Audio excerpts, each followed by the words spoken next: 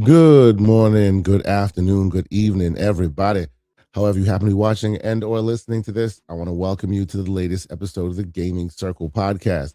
The podcast where, as you can see, let's just say DLSS is not on today, so I will be off cam. But I am your host, Mr. K. Asante, TK Asante, and all the places we communicate. And I'm, of course, joined by the man, the myth, the legend, who also seems to be DLSS off today, Mr. Everborn Saga. Good morning, sir. How you doing? Hey man, give me a moment. I'm about to turn on all them fake frames that we've been using all these years and nobody had a problem with. But now, all of a sudden, okay, you know what? I'm not gonna do it. I won't do it. I won't shadow box. Yes. Good morning. Good morning. I hope you're doing well, man. We're gonna get into it. We have a concise. I need everybody right now to turn off FSR, and I need everybody to turn off DLAA, and don't use any sort of upscaling tech, because I got something news for you.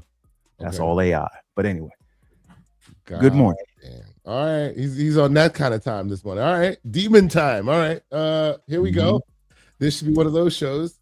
Needless to say, we're gonna have a shorter show for you this morning, folks, because we have some life things that we have to work on. So today's probably gonna be 2 hours max. I'm hoping. Right? We're gonna make sure. Let me tell them why. What happened is Lady Everborn scheduled a couples massage for us, which starts at 1 o'clock, and it's like 45 minutes away. So I did not want to cancel the show, but because of me, it's 2 hours. I'm about to get that salt scrub. And then the deep tissue couples massage. All right. Okay. I feel like there should be a TMI in there, but okay. All right. Hey, listen. I'm just trying to share with the people, you know. Okay, you share with the people. But okay, we're gonna. There's a lot to talk about, but we're gonna try to keep it all in a concise package. Obviously, we have, for those who know, and I see a lot of great folks who join us in our Discord. For those who know, since this whole DLSS conversation has come about, there's been a lot of deliberation in our Discord. So maybe there'll be some rehashing of that, but we'll see about getting to the meat and the potatoes of it all for you as quickly as we can. But we have about 2 hours. So first and foremost, let me thank everybody who has chosen to spend their Saturday morning with us, or afternoon, wherever you happen to be. If you happen to be on YouTube's, how about you hit that like button? Let folks know we're here. That all that stuff helps. Our numbers are looking up. A lot more people are watching. A lot more people are engaging. So we appreciate you if you're doing so. Maybe consider being a subscriber. We have a few subscribers that really help to defray the cost of doing this stuff. I'm still deciding on whether we're going to go straight to OBS, back to OBS, or we'll change the tools we use, because they're about to hit us with a huge bill for using the tool that we currently use. And I'm deciding whether I want to continue using that or not. But all these super chats and any of the support you guys provide us helps us to defray those costs. So thank you guys so much for consistently assisting us and keeping the show going. But let's just before we even get things kicked off here, I see some great individuals. Grumpy Shaman, one of the newer members of our Discord, who's been watching the show for some time. Thank you for being here, sir. I appreciate you. Neo Mental, the great Neo Mental, is in the chat.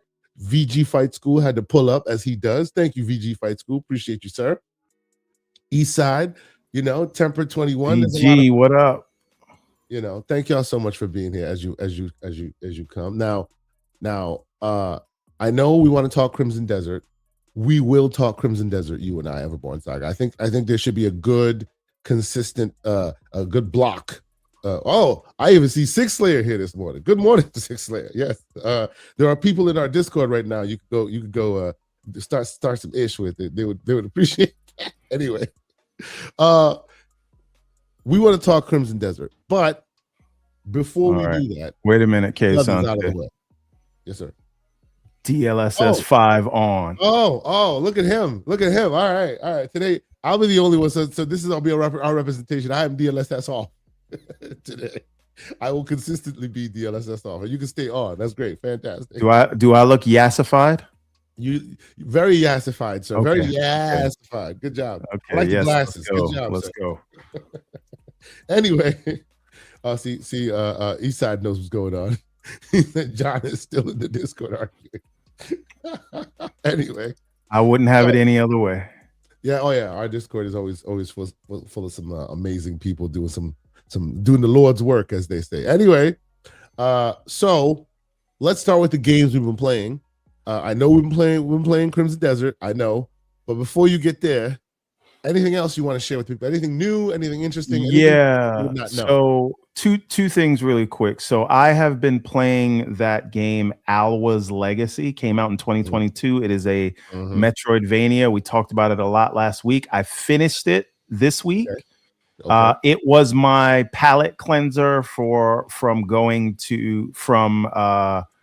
Resident Evil 9 to Crimson Desert, and I'm proud of myself. I was able to finish it in time.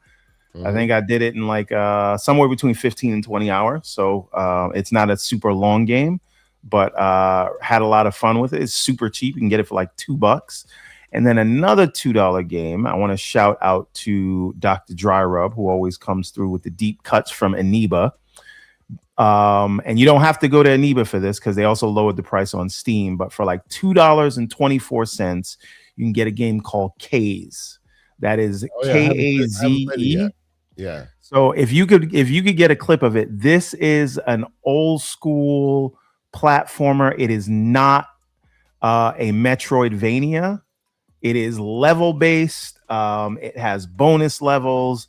It's not like it's not the wild masks, right? Yes. You play as a mascot. You can jump on enemies' heads. You can do this spin attack. There's timed bonus challenges. Very, very fun throwback. So like I recommend it. And again, almost Sonic-like in its execution. Well, let's relax. I would say it's more Bubsy-like in a good way. Okay. All right. Very nice. But yeah, I really like the throwback of it all. So you have that attack, but you can also jump on people's heads. You can glide. Interesting. And there's just a lot to it. So like the premise is, your brother got turned into that thing that you see there, and you're trying to turn him back. But when you get him, like when you get Diddy Kong, you get extra hearts so that you can get hit more. Like in the Donkey Kong of course. Tropical Freeze game. Yep. So yeah, like old school, like collect all the gems. Again, literally $2 right now on Steam. So I got it on Aniba, but it seemed, and this was just an interesting thing to talk about. Like, I think the developers may have seen like, okay, Aniba's selling it for this price, but when you go to one of those key stores, the games are usually already paid for, meaning they've sold a block of keys to the key site, and then people buy from the key site. So that those sales are already realized. And so shout out to Stilo. And so they probably said, hey, people are going to buy from Aniba. Let's just lower the price so that we can get new sales instead of sales that were already, realized. So if you can buy it from Steam. I got it on Steam. Yeah, I got it on Steam. When you mentioned it, I then went to Steam and it was the same price. I was like, all right. Yeah, right. But when Joey mentioned it to me, it was like $15 on Steam. Okay. So, interesting. So I got it from Aniba, but then, like I said, it seems like they matched the Aniba price. Sure. But again, if you want an old school platformer, not a Metroidvania, level-based mascot, old school jump on the heads of the enemies, this is your bet, and you cannot go wrong for $2. Very cool, sir. Very cool. This is a good shout out. This is called Kaze, Kaze, and the Wild Masks. So check that out. That is awesome. I will continue that energy and also offer up a very interesting 2D style game that I also shared with you. That game again, once again, it was called Kaze, Kaze, and the Wild Masks. So on that note, I will share a tip, and I will also share some this game and how it came about. Okay, so I've had this game in my library for a very long time, since 2020 at least. The game itself is called Sundered, Sundered. I actually asked Mr. Everborn Saga to play it because honestly, it is like right up his alley. Right up his alley. I'll show you the gameplay here. It's been in my library for a very long time because back some years ago, back when we used to get bundles and stuff from itch.io, they did one of these bundles where they used the proceeds to fund some kind of organization or whatever. And at the time, like, it was a big thing. I think it's one of the biggest bundles they were ever able to sell. And because of that, there was a bundle that people received that had like over 200-300 games in it, and some of them were great games, bad games, assets, just a bunch of stuff, as you can get from itch.io. So it's been sitting in my library for God knows how long at this point. And something told me, you know what, let me just give it a shot and see what I can find in there. What I did, for all of those who don't want to hear it, close your ears because you'll be upset here. I basically put the name of the bundle in a GPT style AI, and I said, hey, this is a bundle that I own. What are the top 10 games that everyone loves from this bundle? And one of the top 10 was Sundered. And I've had this in my libraries for that long. And shortly after I started playing it, I was like, two things. One, why did it take me so long to get this game, to give this game a chance? Because it's been amazing since God knows how long that it's been in my library. And two, does Everborn Saga know this? I started talking to Everborn Saga about it, only to find that it was in his wish list already. So, so there you go. This is what Sundered looks like. It's a palate cleanser that I have not beaten or really like gotten too far in just yet, but it is difficult and very cool at the same time. Like, it will kick your butt, but every time it does, you'll know it's your fault and you will not blame anyone but you, because you're very much capable of taking all of this out. They just throw so much at you. And the premise of the game is that you basically start off as like a tool of some god or some deity, and he's talking you through basically understanding his power. He is giving you a piece of his power, and as you go through, you're meeting more deities who give you more pieces of power. And it's odd because it seems to traverse between like almost deity like fantasy, but then you're also in a facility that's like a lab that's very technology based. So I'm not sure if those are deities or if those are AIs. I have no idea. We'll get there, right? It's kind of unclear to me just yet, but it is very beautifully animated.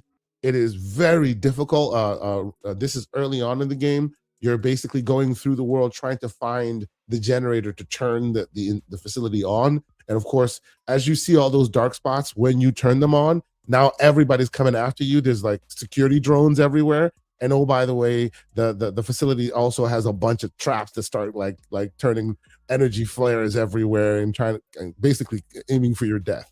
It becomes wild and scary and drones and robots, but it's very, very, very cool. And it's a Metroidvania, right? You go back and forth. But it's called Sundered. Everborn Saga, I need you to play this. I think you will really, really appreciate like the difficulty spikes and the traversal mechanics and just the whole Metroidvania of it all. It is excellent. It's been in my library for God knows how long. And it too was like $2. So as soon as you told me to check out Kaz, I was looking at Kaz. I was checking that out. And then I saw this one as well, which I purchased for you. And it was also like $2. So if you have a chance to and you haven't checked it out, if you are not if you haven't seen it on a bundle or something, you can buy this for like $2. You were saying, sir? And unlike when you tried to gift me GTA 5, I accepted. Just putting that out there. You know, like seriously, who doesn't want GTA 5? Who doesn't want that? The man hosts a podcast where we drink deep of interesting games that we've played and games that have made gaming great. This man has not played what I would consider the catcher in the rye of gaming, GTA 5 rather. And I'm trying to help him correct that. And he goes, nah, I'm not going to do it. Come on, man. That's ridiculous. What are we doing right now? Anyway. I just don't care. I'm sorry. I'm not, Strauss Zelnick did an interview and he said, show him someone above 17 that doesn't care about GTA. And I'm like, I'm that guy. See, John Wolf is right with me. He says blasphemy. I would rather play Blasphemous than GTA 6. I don't know what you want me to tell you. But see, you don't know what you'd rather do because you've never played. No. I know. I do know. I just said what I'd rather do. This is what I prefer to do. Damn, man. Anyway, I hope you try this game, bro. It's really, really good. It's really good. And it was in your wish list. So you saw at some point agreed with me and put it in your wish list. So there you go. It's called Sundered. I think more people should try it. This is what I'm varying between Sundered and of course the next game that we're gonna universally talk about here on the show. So Sundered is the game. I think it too is like $2 and change, not much more, but it is very, very awesome. The art style is great. It doesn't just start off all dark and dreary. It moves between that and gives you more, as you can see here, more different kinds of palettes. It has a very awesome boss fights and stuff. It's pretty cool. And even the enemy variety, what they do, it's all about understanding their mechanics, understanding their patterns, and then exploiting that. But the pattern creation, the different enemy variations and how they attack and what they do, super unique, super unique, right? The world's so colorful and it's excellent. It's excellent. Sundered. Oh yeah, check out some of these. Right, you think that's an enemy, a boss enemy, but it's not. It's just somebody that shows up out of nowhere and just starts ravaging and being crazy. But anyway, really, really deep systems, really awesome game. Sundered, check it out. So there's that. Everborn Saga, hit me with any other games you've been playing, or let's move to the game of games. Just the one that we so you kick us off. Everybody's playing. You kick us off. The game is Crimson Desert. You've heard about it, ladies and gentlemen. It's out there. Lots of people are playing it. Everborn Saga. Give us your preamble on how you got to Crimson Desert, why you chose to purchase Crimson Desert, and then we'll get into it. Okay, so if you've been watching GCP for a while, you will notice that I was in full-on glaze mode for the Game of Thrones MMO game. Yeah. And it was very good. It was well voice acted. It had a strong story that took place within the lore of Game of Thrones without changing any canon. And it also used the likenesses of the people from the TV show. So all of that was great, but it was one of those games that was designed to run on everything, including mobile. And because of that, the game had some shortcomings, right? And in playing that game, you could see the potential, but you could also see the constraints. And Crimson Desert, to me, from the trailers, appeared to be everything that I wanted from a gameplay standpoint from the Game of Thrones game. So that's how I first got into being interested in this thing. Then it comes out, Pearl Abyss is making this thing. They make an MMO called Black Desert. And then there was news that, hey, Sony wanted this as a console exclusive, and Pearl Abyss said, get the F out of my face. So I was already intrigued when that news came out. So now we start seeing more and more of the game, and it just looks unrealistic. Unlike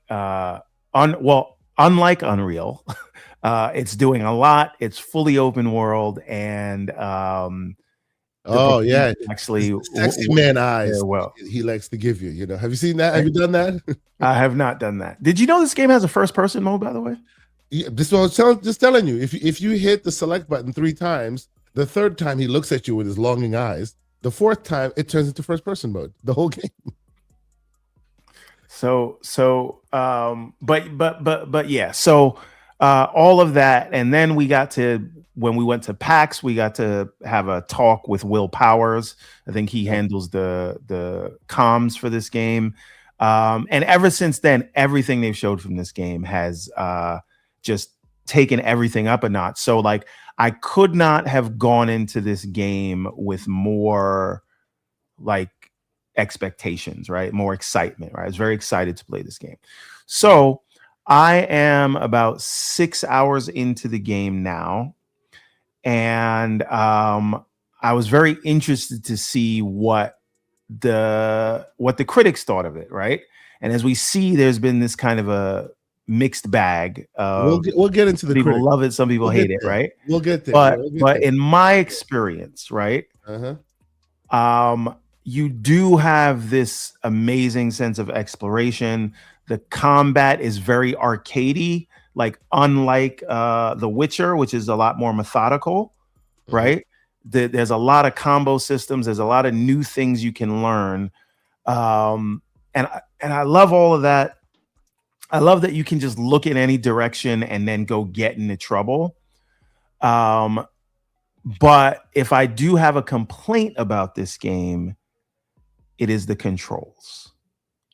Now, these are the bane of my existence, these controls.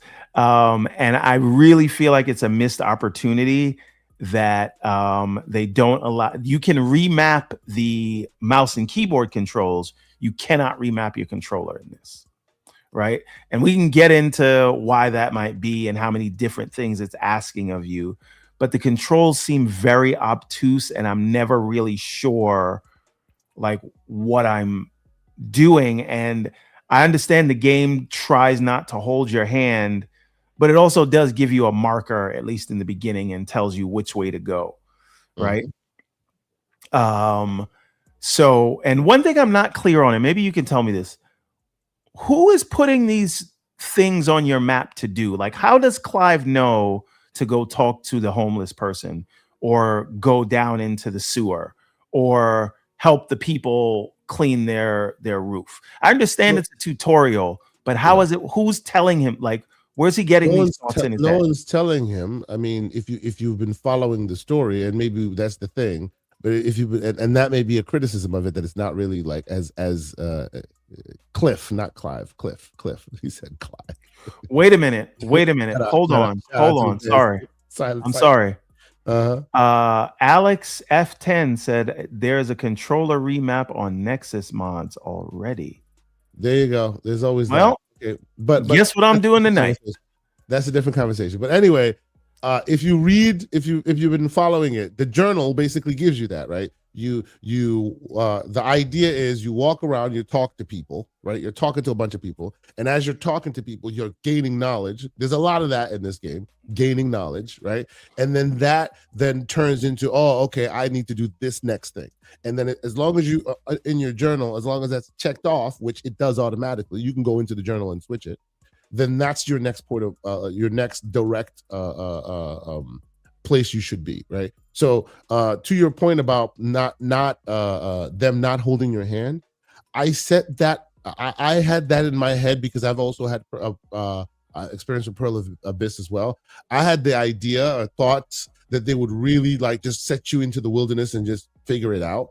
But there is some hand holding here, right? You always have a relative barometer of where I need to be, right? There's a lot of stuff that I wasn't expecting, because that's the thing that had been beaten into my head. And even knowing the historical reference point that is Pearl of Abyss, like, they have not been one to hold your hand. This is as much hand-holdy as I think they've ever been. So, fun fact, like, since the game was so new, I didn't expect to find too much on YouTube about it. Yeah. But because again, and some of the other things, and I wonder if it's because of a localization issue where they're telling you to do something, but it's like not intuitive at all. So there's one thing, like, nobody needs. By the way, I'm sorry. Let me jump through this because I don't want to present any spoilers. This is a game that you don't want spoilers on. This has some spoilers in it. I will skip forward. I don't know. I disagree. That's the opening of the game. Like, yeah, but still. But anyway, sure. But so I don't need like Atreus like telling me like to look up and climb up a ladder for a puzzle, right? But the obtuseness of some of the controls and what they're asking you to and what they're telling you to do is beyond the point of figuring it out and having a eureka moment to that was stupid, right? So can I give you a dissenting opinion? Because I think people will think that that's just the way it is, and I need to give the people a dissenting opinion here. Okay. You guys have heard me talk about how that would potentially be the problem, the controls, right? And I said this even in the Discord multiple times, and it's turning out to be like somewhat what is the problem. But if you don't know this game and you have not had too much of experience playing this game, you should know this game's systems are so dense. There is so much that you can do with this individual as a character. So much. It is very MMO first kind of a game, meaning like most MMO first kinds of games, like use the keyboard effectively, meaning every button can be used to an effect to do something unique and different, right? And that's how they have been as a development house. They made MMOs, right? So this is how they know. And they have millions of players who love their games. They're just not really popular in America as much as elsewhere, but they have millions of dedicated fans. People love their game, and they're big MMOs.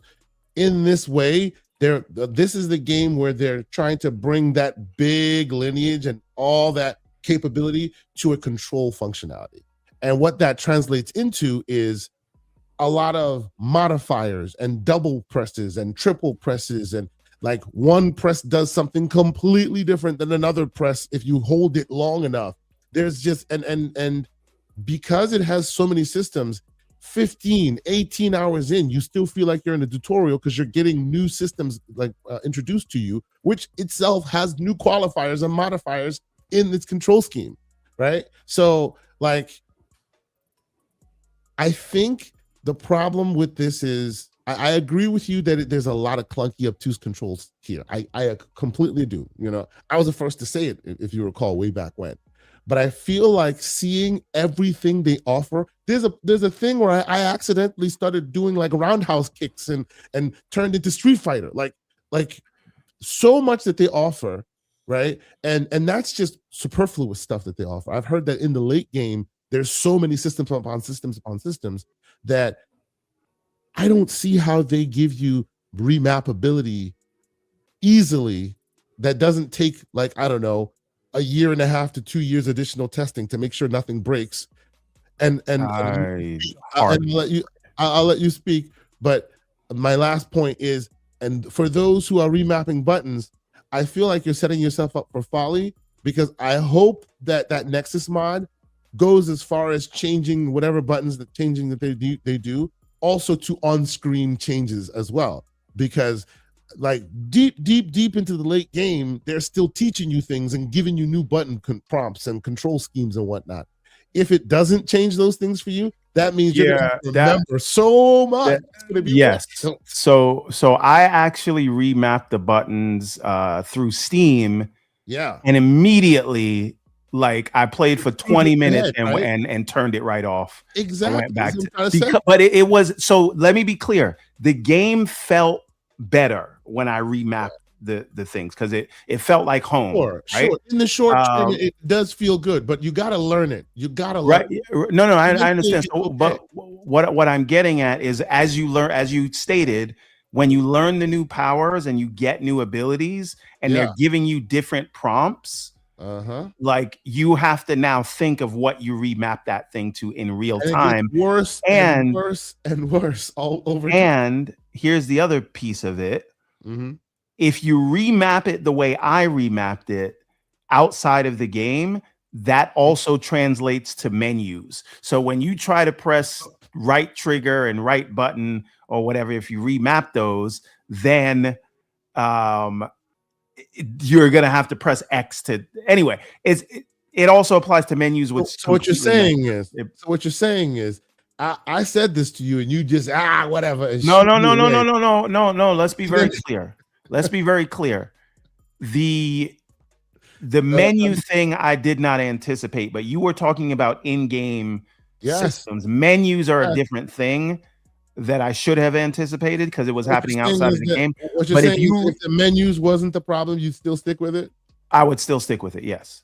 And I will say that if the key prompts were mapped to what I remapped to, and the menus stayed the same, if like it it would didn't affect all menu, adapt, then you would stick yes, with it. But it then won't. I would stick with it. Yeah. But the point I'm trying to make to you is, in order for it to all adapt and not break something, they'd have to test so much, because in the late game, you're still getting a whole bunch of crazy qualifiers, amount of like triple presses and this button and that button does this. Yeah, but I don't want to go down this rabbit hole because we don't have a lot of time. We can debate this in the Discord, but at the end of the day, if RB is going to do whatever RB does for the entire game, if I don't remap it, there is nothing wrong if I say RB should now be the X button. And so everything that RB does, the X button should do, if that's the way I want to remap it.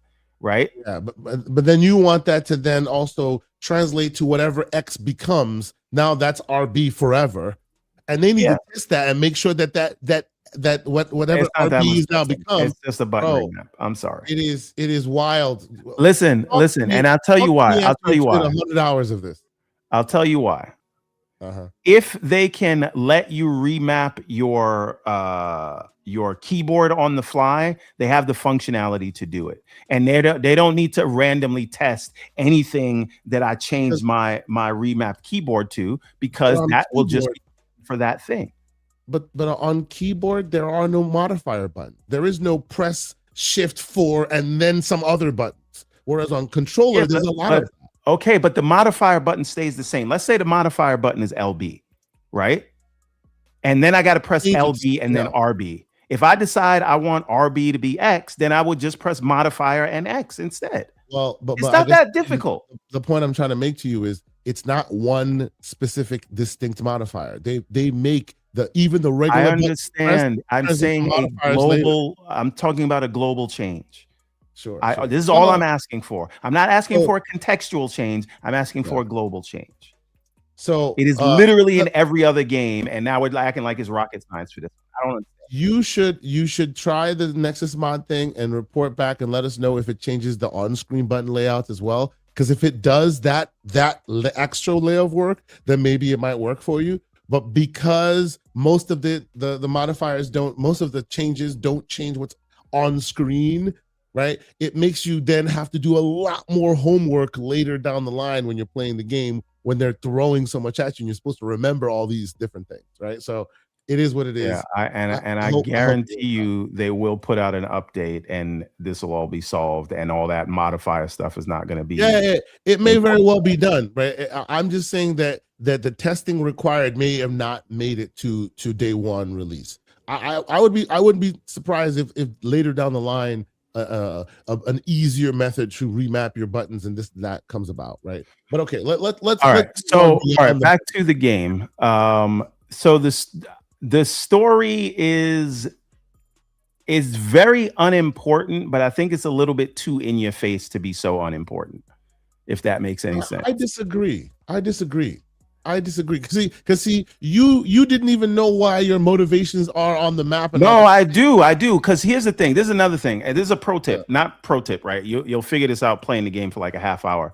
When it gives you the option to greet people or talk to people or just listen, you do that, because then you'll learn things, and then it will add those things. I didn't know it was like directly adding to what Clive was doing next, but I did know I learned things that would give me something to do if I wanted to, right? When you greet a soldier, you can find out like, hey, there's a thing in this place and go here. Yeah. But the main thing that, like, the main quest didn't feel like that's where it was coming from, but maybe it was, and I didn't realize that. But I do know that greeting people and talking to people, will give you it's not just greeting people either. It's not just greeting people either. It's like sitting back and doing the focused learning. You can just sit there and eavesdrop on conversations, and that gives you knowledge that you. Why is that lady so short?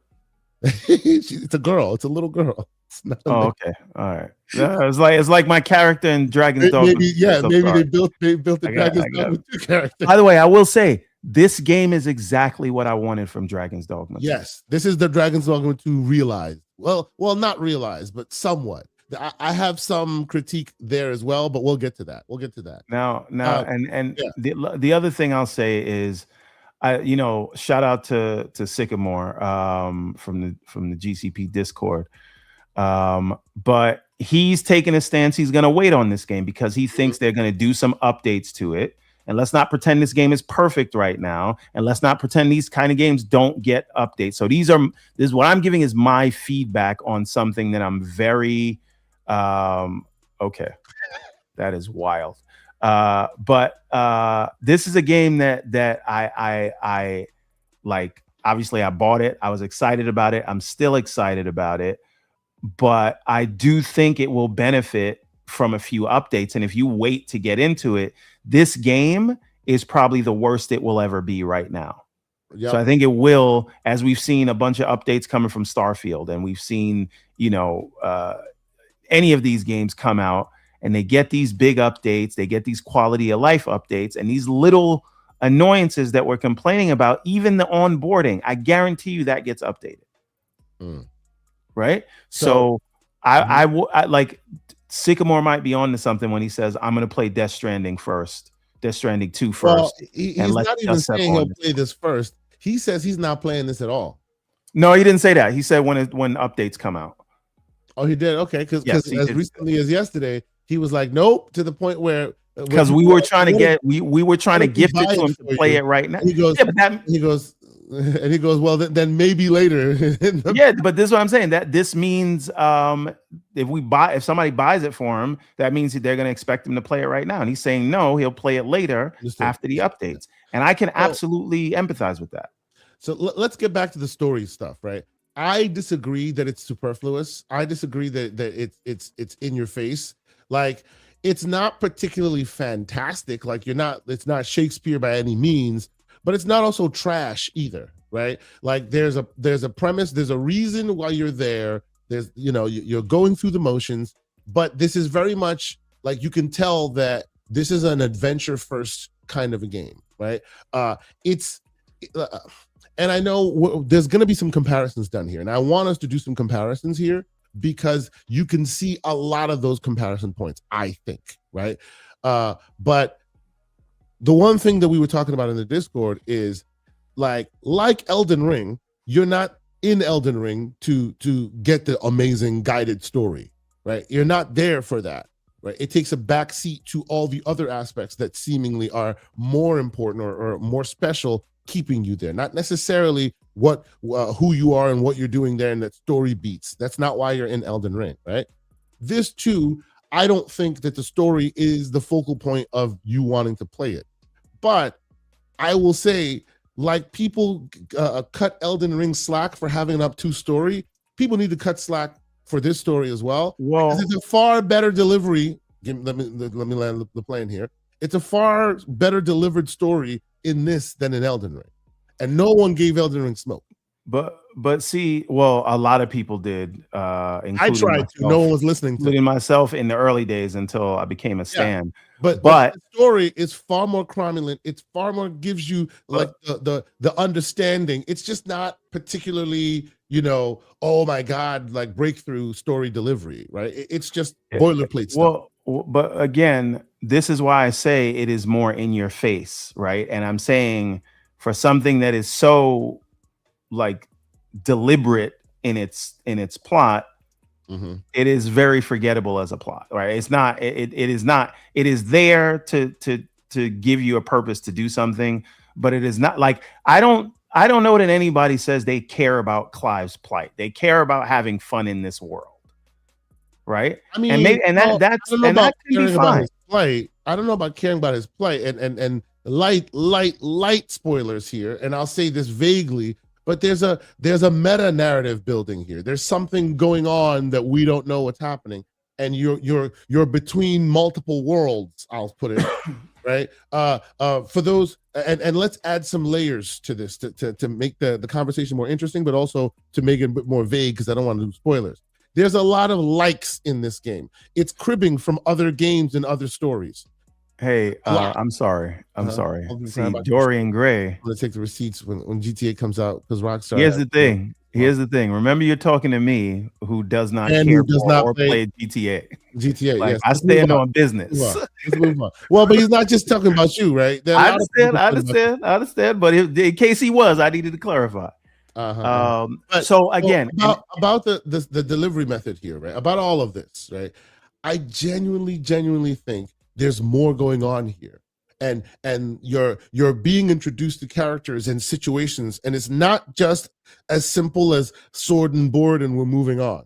There's other things happening here, and I like it, and I want to know where it goes. I feel like it's very almost Assassin's Creed in that way. There's some Assassin's Creedness, and we'll get into that. But I still, even with Assassin's Creed, I do feel like there's a little bit more focus in what they're trying to do narratively, and this feels kind of unfocused. And again, that's fine. That's not what, like, as I said in the Discord, I do not play Zelda or Elden Ring for the story, right? But what I will say about those is that when you play a Legend of Zelda or an Elden Ring,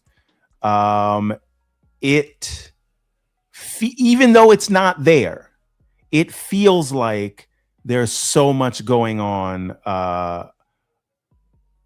under the surface.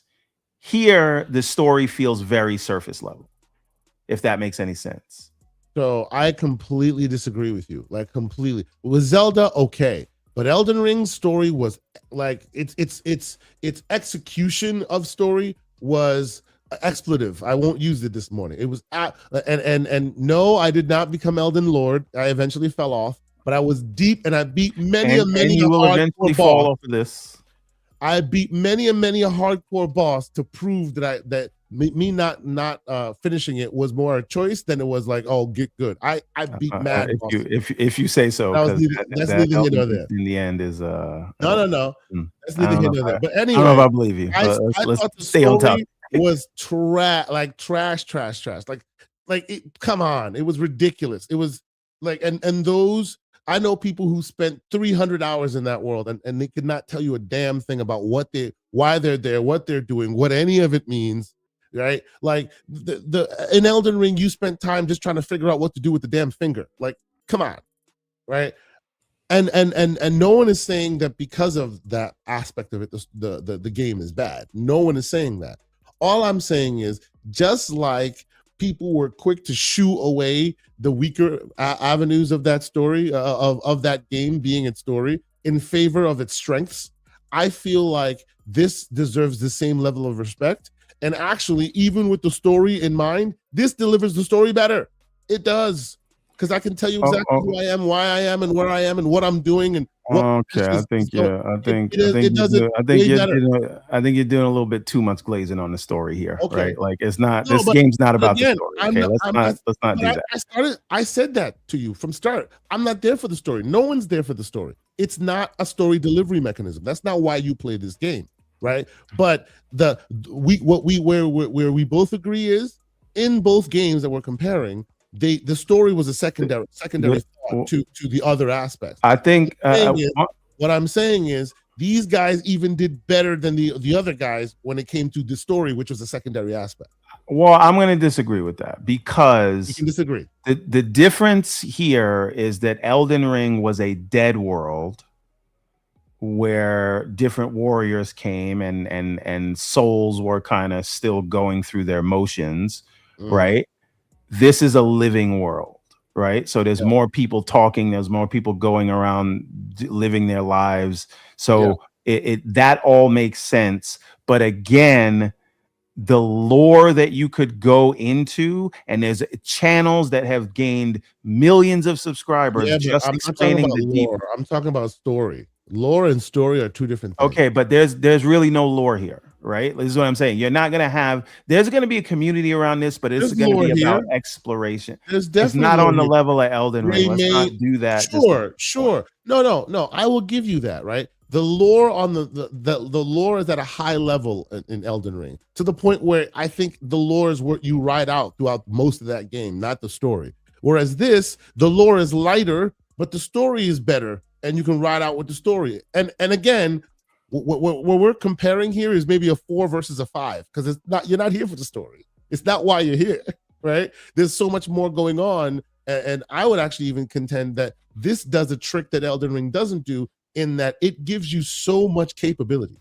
You have so many systems upon systems upon systems, and like it delivers it in a way by adding other games mechanics to it. Like, tell me you don't see Zelda in here.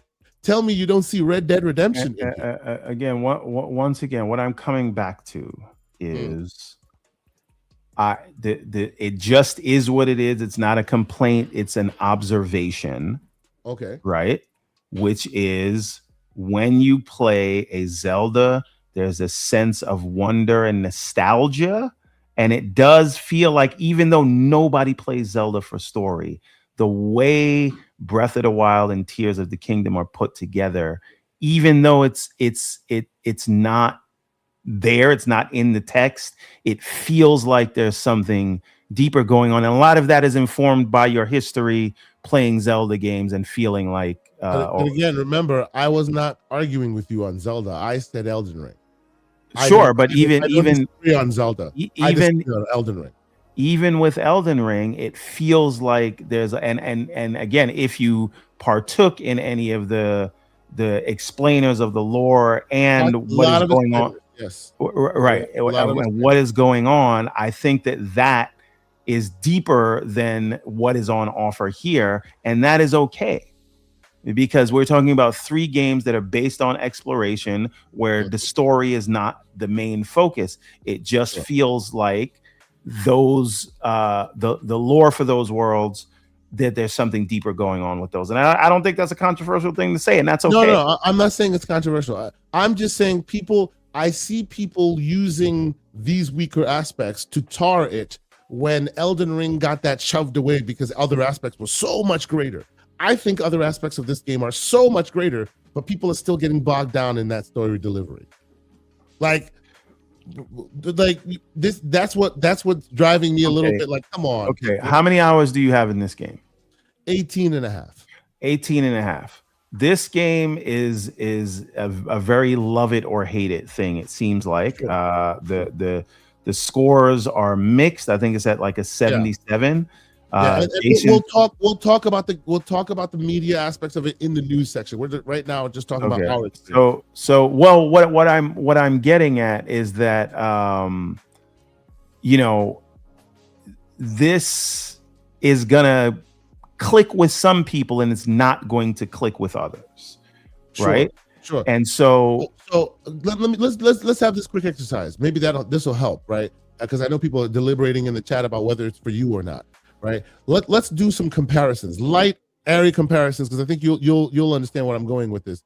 And if you like those, this might be for you, or if you don't like those, it might not be for you. I say this has some Skyrim aspects to it. I say it has some light Elden Ring aspects to it, discovery and the like. Obviously, we've made the Zelda comparison. I would even say it has I spent many almost 150, 200 hours in Assassin's Creed Odyssey. This has a lot of Assassin's Creed Odyssey. Now, let me ask you a question. Do you feel like the story is as focused as Assassin's Creed Odyssey? Again, I spent almost 200 hours in that, and I'm only 18 hours here, so my thoughts will change. Yeah, but you remember what the opening was like? Oh yeah, of course. There are some parts where they are similarly focused, and since this does so much more than that does, Assassin's Creed Odyssey does, I want to see how it lands the plane before I fully make a determination there. Like, definitely there are parts where Assassin's Creed is doing more as far as narratively, but again, I am okay with the idea that I'm not here for the narrative, right? And Assassin's Creed Odyssey had a strong narrative. It had a strong narrative. And I actually would say that the weaker aspects of Assassin's Creed Odyssey was a bit more filler, right? Like of the gameplay and the do was a lot more filler, and I wanted to get more closer to, hey, what happens next? What happens next? What happens next? And they padded it for like hundreds of hours, right? I actually like this stuff that I'm doing in this game, and the story is, when it comes, it's cool, but when it doesn't, I'm still okay just adventuring, right? So it's just a different aspect for me. I mean, so for me, I guess what I'm getting at is, for better or worse, I don't care about any of these characters.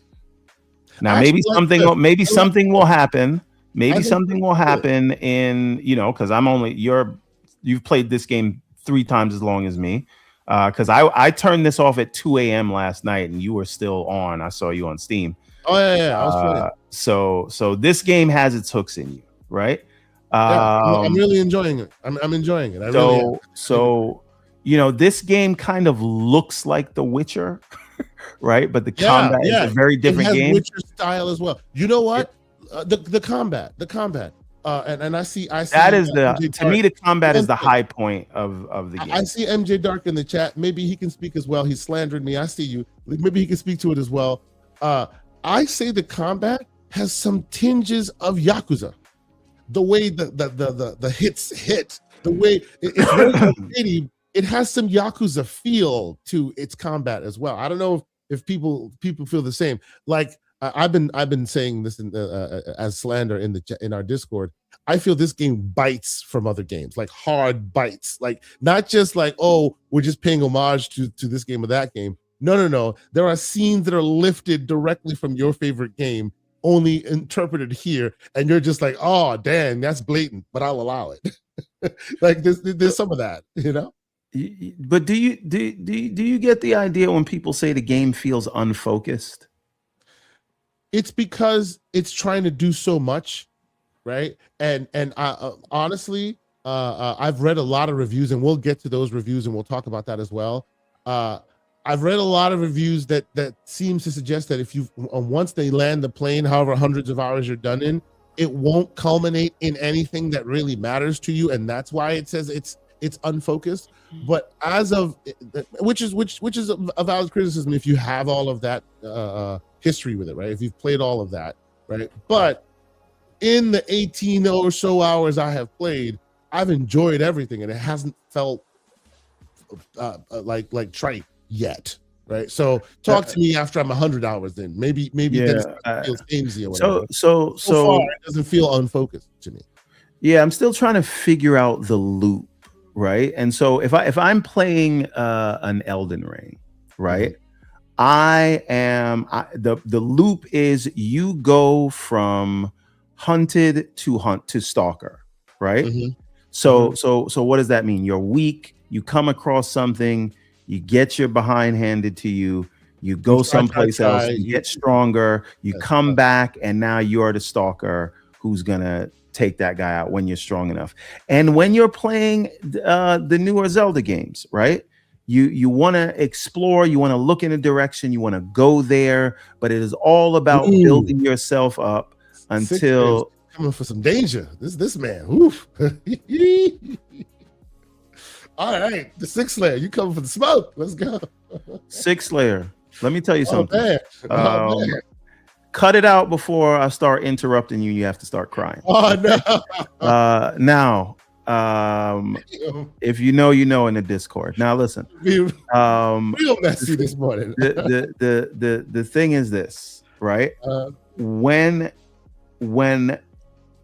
I don't know what the loop is here yet, but again, I'm talking to you about the onboarding experience. And once I'm through that onboarding experience, I will feel a different way. Maybe I'll decide I'm going to put it away. Maybe I'll decide okay, I get it now, and it's coming with me. But then the other thing is a lot of these puzzles are explained really poorly to you. Like what's expected of you, and you have to figure it out. And some people are getting eureka moments when they figure it out, but some other times it is almost like, is this a localization issue? Did you just not explain this? Because I don't know. Maybe it is. Maybe it is a localization issue. It is. It could be. Yeah. I will tell you that of the 18 hours I've played, and I have not mainlined it. I know some people have been playing mad hours and have not even gotten to the initial story yet. I have gotten at least far enough to where I am on the path. Like there's always an X marks the spot, and I will do a lot of the side quests around the X marks the spot before I ever go to the X. So just to keep myself like in that relative area, I'm doing that because I have found that when you go off the beaten path, this game's difficulty systems. Like they gate you based on level of difficulty, and if you go way outside of where you should be, you will get clapped easily a lot, right? You'll hit stamina guards, because this has basically Breath of the Wild stamina. You can use it to climb anything, and the more you put into stamina, the better, right? So what I'm finding is, as I for me, the loop that I'm finding useful is, as I clear I just talk to people. I walk into town, I start talking to people, just talk to a bunch of people all around, right? And just listen to what's going on in the world, right?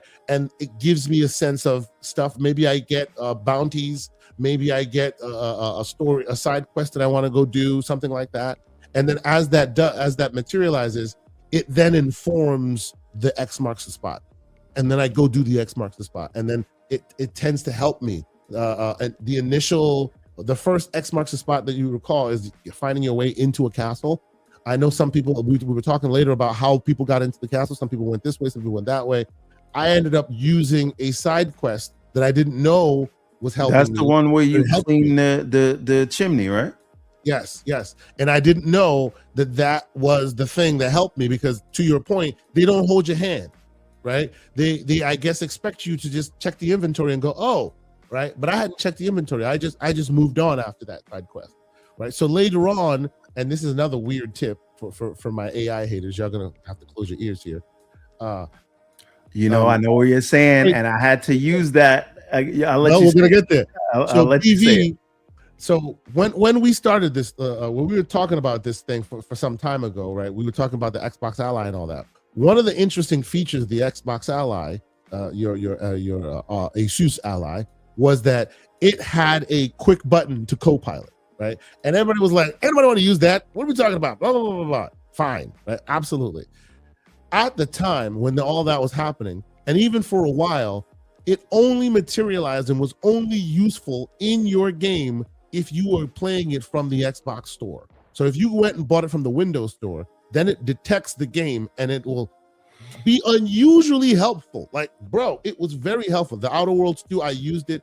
Yo, you need this, you need to go here, and it knew exactly where I was. I didn't have to screenshot nothing. It was actually very useful. But it was only useful on Windows store games, right? This time, I'm playing this on Steam, right? And we'll get into the aspects of why people on Xbox are unhappy playing this as well, because there's a little bit of that. But and here's the dude on the chimney, by the way. Needless to say, I do this side quest. I go to the castle. They say you can't get in, blah, blah, blah, blah reasons. I'll let y'all figure this out.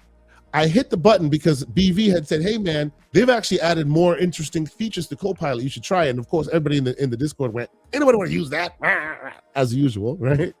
So I'm like, hey, BV said it. I pop up the game bar, turn on Copilot and say, hey, right on my screen. I didn't say any question. All I prompt is, how do I get in the castle? And it says, well, you should have done this thing and you should have gotten that thing. And because of that, you can just use that to get it. And I'm like, oh my God. Like, and it knew exactly where I was, exactly how to get it. And as soon as it told me, I looked at my inventory. I was like, oh my God, it was right there. So here's how I used it, right?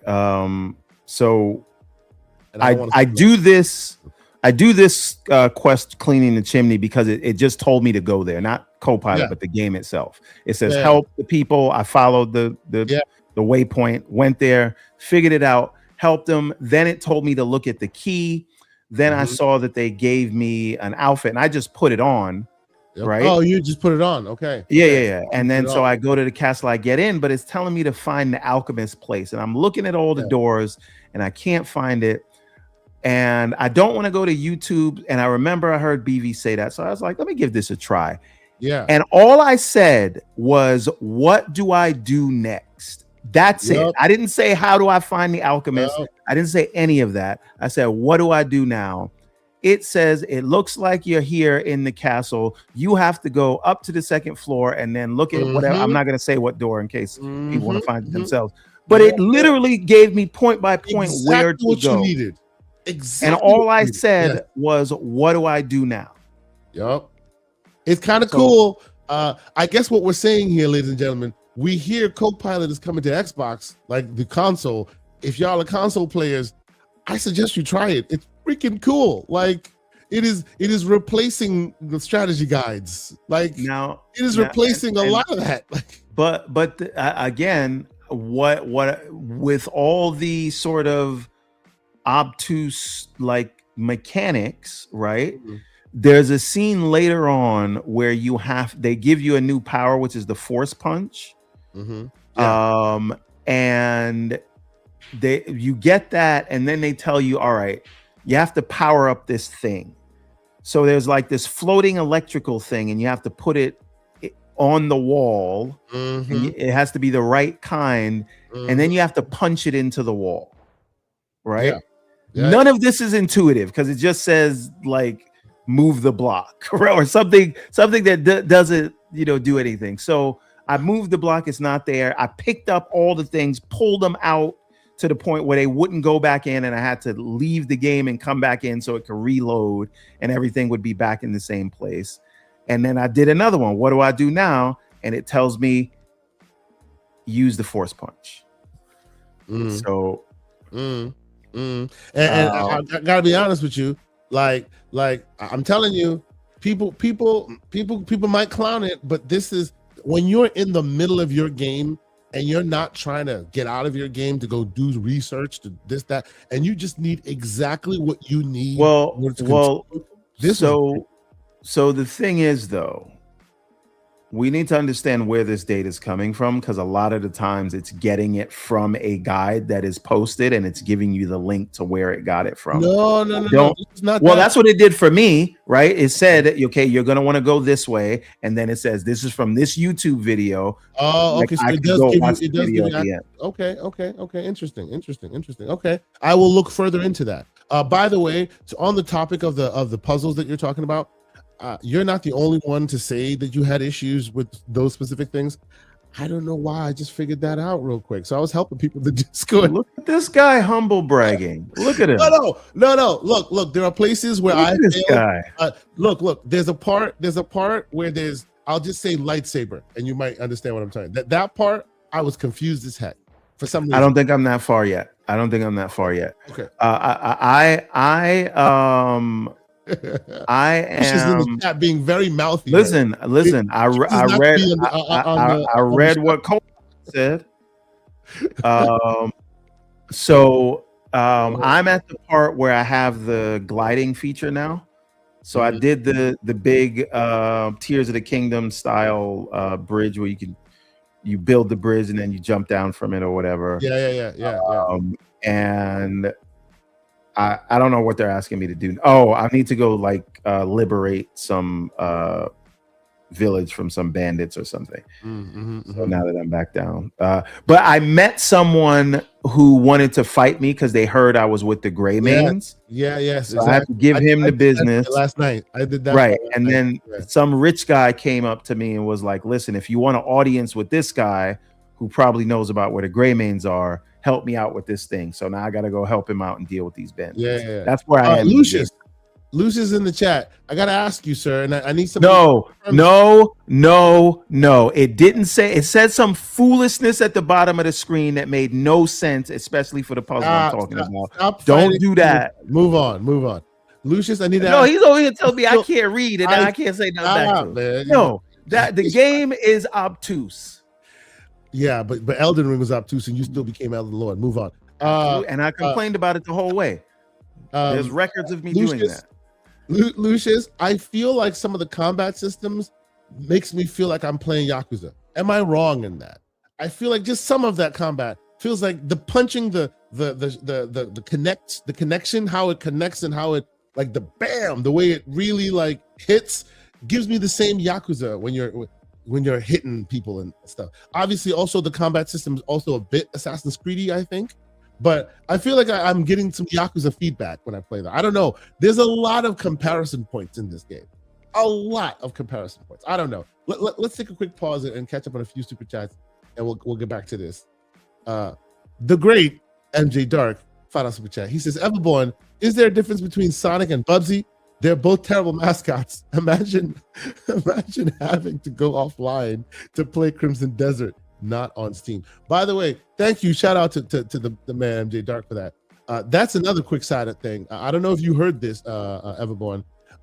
Grumpy Shaman in our Discord was having that problem. A lot of people were talking about it. I think Colt Eastwood had a problem, and he actually ended up returning his game, as I heard, and buying it on Steam. Oh, you are. If you're talking, you're on mute, sir. I do not. Sorry, we're talking about the Xbox PC launcher. Yes, issue? yes. Okay. Basically, let me tell the what's happening here. Basically, it had a poison save in the cloud. So if you have it synchronous, you start playing it, it works.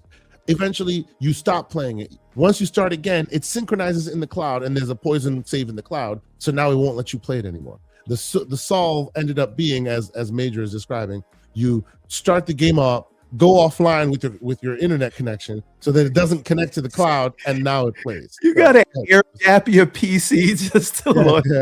That's and we were troubleshooting this literally live in the Discord as it was happening. Continue. So this is the thing.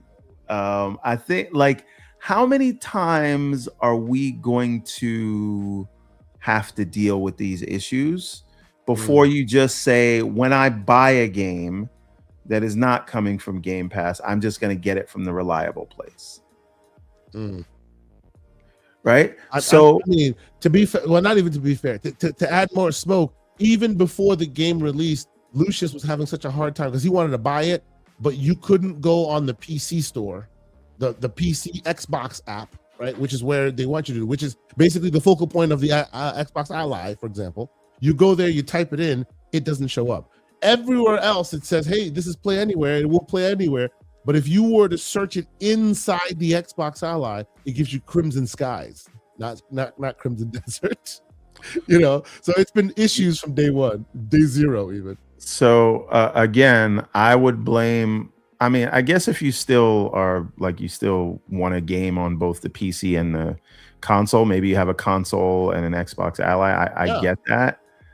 But my thing is this: the risk that is happening right now is that people, including myself, are losing confidence in that store experience. So now with me, I didn't even consider buying this game on the Xbox store, even though it was Play Anywhere. Why?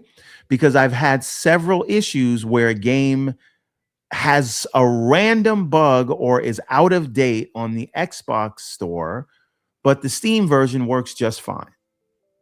Right? And so how many times does that have to happen before I decide, you know what? I don't want to play launcher roulette. It's the same price in both places. A lot of times cheaper on Steam. Why don't I just buy it there where I know it's going to work? And so, this is a huge game. You would think they'd have everything ready on at launch for this hotly anticipated Wade Johnson is game. on your neck, sir. He calls cap. I mean, he can call whatever he want, right? Tell that to Colt Eastwood. Now, I didn't have to deal with those problems. You know why? Because I bought it in the place where it worked. Oh my God. The great J Mac, 26-month member. Shout out to you, good sir. I hope I see you this June, man. You got to pull up. We're going to be here in June in LA. He lives in Cali. I hope to see you, good sir. He says, I watched a friend of mine stream of this Crimson Desert, and the combat reminded me of an advanced version of Rise, Son of Rome, #Graybeards. I think it's more complicated than Rise, Son of Rome. It's more complicated than that, but it does give you that almost arcadey, good feeling, crunch a bone real quick. You know what I mean? Like, pick a dude and just like yoke him real quick. Give him some of the wrestling moves. Like it gives you very satisfying combat if you spend time in it.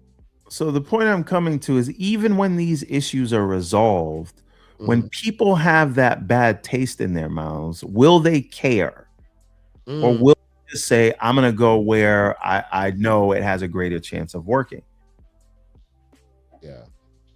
And I think that's a genuine risk that they run when things like this happen for large games. It happened to me 2 or 3 times where I just said, you know what? I'm not going to chance it. Right? Now, again, if you are someone who games across console in your living room and then PC in your office, and then handheld, then I understand like Play Anywhere would be a benefit for you. But if all your devices are a PC, you know, they've got what he's doing right now. He's talking to the console audience and throwing his pinky in the air and calling y'all. No, I'm not. I'm saying I understand if you still have your console in the living room. Yes, why Play Anywhere is appealing. No, this is not a PC console situation. This is, you're an Xbox gamer. You love your Xbox. Now you have an Xbox Ally. You have a series, an Ally X. This is you, right? And you don't have a PC in the mix. Your Xbox Ally is going to have this issue. That's the problem. It is, right? And you will you'll be susceptible to this issue because you have an Xbox at home and you want to play it on the CX, on the big OLED, and you love that. And then when you're on the go, you grab your Ally. Right. That is absolutely the benefit. That's but what I am saying is, if you're moving to a place where all these apps are going to be side by side and equal, if you leave this bad taste in people's mouths, oh yeah, no doubt, then they're going to buy from a different store than the one you want them to. And I'm just, listen, why is it an issue for me to say they need to fix the launcher so that these things don't happen? No, I'm talking to the chat because they're telling me I'm being dramatic. I'm saying these things should not happen. This is not rocket. No, I'm not shadowboxing. I'm talking literally to the people in the chat. The people that are choosing to comment on the show, I'm answering them directly. I'm not being dramatic. I'm saying when you have a large game like this, things like this shouldn't happen, or the next time a large game launches, people will buy it from a different store. All right. So the great Silent Cipher, $2 super chat, who looks like John B in his in the avatar. He says, "Is Clive the DLC variant of Cliff?" I guess stop calling Cliff Clive, man. You're the one who started that. You were calling Clive first. That's why they're coming for you. All right. I said Cliff Clive, whatever his name is. The point is, I don't care about him enough to know what his name is, and that is a testament to how non-existent the story is. I think his dialogue, he's stoic, he's cool, but he speaks, and when he does, he's earnest and he's honest. I appreciate Cliff. That's a Scottish accent, right? Yes, he's Scottish, indeed. By the way, Silent Cipher says he can't wait to see us in June. I'm hoping to convince Mr. Everborn Saga to take the trip. I'll be heading down, but it'll be great to meet you, man. I can't wait to do that in June. That'd be real cool. He then combines that with 5 gifts, sub memberships. Shout out to Great Silent Cipher. Thank you, bro. Appreciate you. Now, so let's continue down this path. Man, people are on your neck today, man. Listen. Back to you, Six Slayer. You out here talking about people are using other people's talking points. I'm talking about my experience with the game. Okay. Right? So we're gonna do a strong 2 hours today, and we've already done 1 hour on Games Talk Straight. So let's transition this to the news aspects of this, because the news aspects of this, which also can also include this game, which is very much useful. So we'll talk about it. The news is quite interesting here as well, because like you were trying to bring up before, there is a lot of back and forth about the reviews and how it shook out and all of that. So how about you start, like let's head down that path now. All right, so the reviews and all that. Yeah. So I think, I think the score that it's at now is probably a little lower than I would say, but again, I don't have a lot of time in it, so maybe I'll agree with that when I have some more time.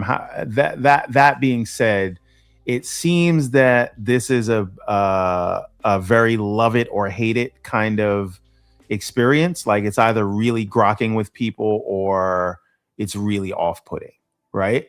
And so I've just seen some weird takes though. Like for me, I'm not being like definitive in my statements on it because I don't have enough time. But when you have people saying, I gave it 2 hours, that's enough. It feels like, you know what I mean? You got some people. I'm like 10 hours in, I was still getting tutorial stuff. There was still new stuff being given to you. Like there were new aspects of the game that you Like you were just, it was just, come on, 2 hours in, come on. Yeah. So, I just feel like if that's how you feel about it, you kind of keep it to yourself because you didn't put enough time in to know,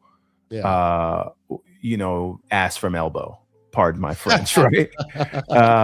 So good statement. I can only give you what I'm feeling right now, the areas that are either annoying or feel like they need improvement. But this is the Metacritic for it, right? So the by and large, a lot of positive reviews, as you can see. Look, I'll skim through it.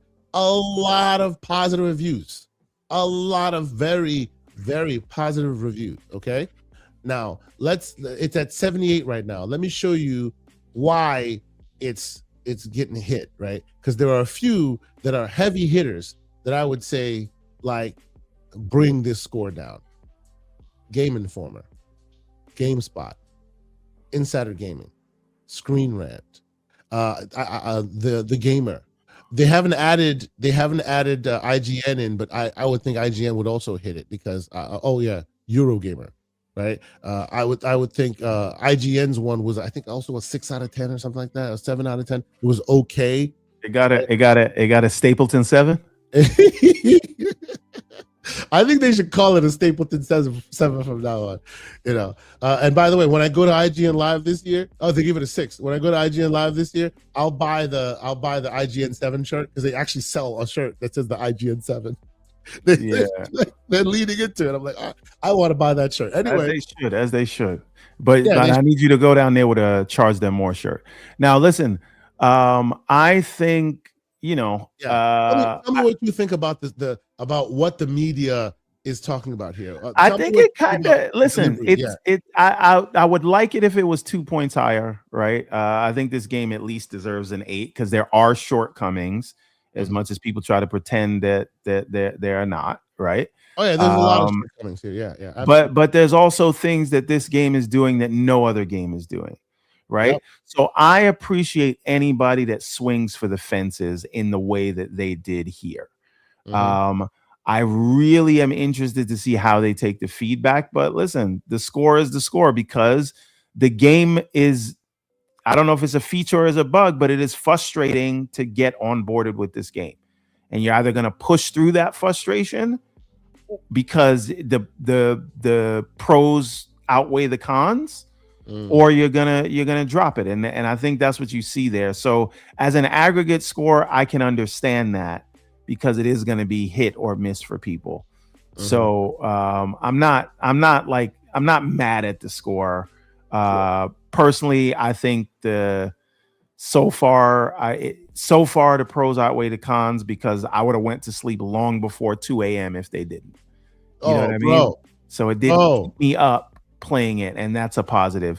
I'm also very weird about the why there's electricity and stuff in the game and trains and robots. See, but this is the thing, right? But this is like turn your brain off. Don't ask questions. This is my point, right? Look at this is where I'm like, it's Assassin's Creed. It's got the Animus going on. It's Prince of Persia with all the puzzles and the traps and the booby traps and stuff. It is everything, and it seems to be doing them all quite well. So Sly Crow says Marathon isn't for the. First of all, did the critics give Marathon a score yet? They're waiting for them to drop content. Oh, okay. Interesting. Waiting for them to drop content, which is interesting. Yeah, which is interesting. But let's maybe they should have waited for Crimson Desert to do their first update. Who knows? They didn't do that there. By the way, short divergence. Please hit the like button if you haven't done so. I've been told I'm a bad host. Right. Enough. Hit that like button if you haven't done so already, please. Let the algorithm know we are here and we're doing good work. Go ahead, everyone. You were saying. I guess Pearl Abyss didn't ask them nicely in a letter when they did their reviews to wait until they did their first update. Because all you got to do is ask nicely. Also, if you can, please consider subscribing. We love our subscribers here and our members. If you're a member, we really appreciate y'all. You come into our Discord. We have lots of crazy convos. There's lots of game talk, game code drops. There's lots of different things we do. Shout out to all the members who join us. Oh, the Defense Force rolls deep. man, the slander is hard on this on these. Oh, wait a minute. We have a score. Where is this? Where's this? Marathon is a 79 on Metacritic, so technically better than Crimson Desert. Yeah, technically better than Crimson Desert, right? Maybe. Well, let's put the tinfoil kufi away. Anyway, so let's pivot a little bit from our main aspect, but we're not leaving Crimson Desert yet, because we're going to use that to dovetail us into the other main conversation we're having, which is that in addition to all of the tea and all the good and the bad and the blah blah blah that's being talked about Crimson Desert, the latest one is that gamers have found AI generated art in Crimson Desert. Dun dun dun. Clutching up pearls. I know that I come off like the AI apologist, but I'm sorry. I don't care.